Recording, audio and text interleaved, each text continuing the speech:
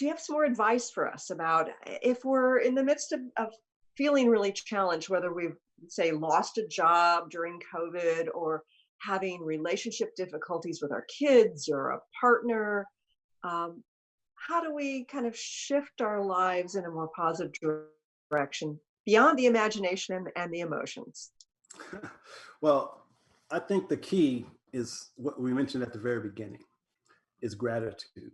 Um, Everything I do is based on my gratefulness for being alive and for being where I am today. And so I always recommend that if you're not doing it already, is that you start your day with a gratitude list.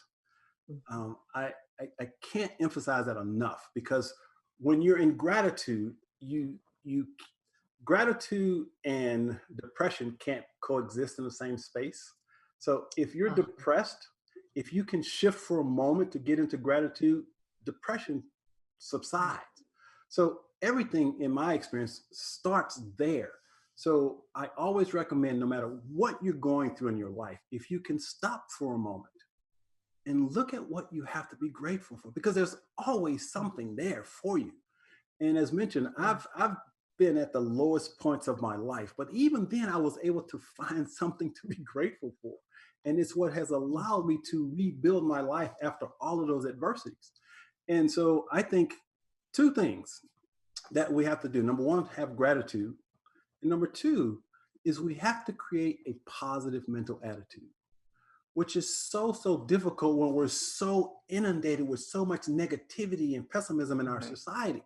But Yeah. again, everything starts in mind. And so if we're positive, the universe supports us in creating more things to experience as positive. So there's a vibration that we give off. And you talk about the Absolutely. vibration of change.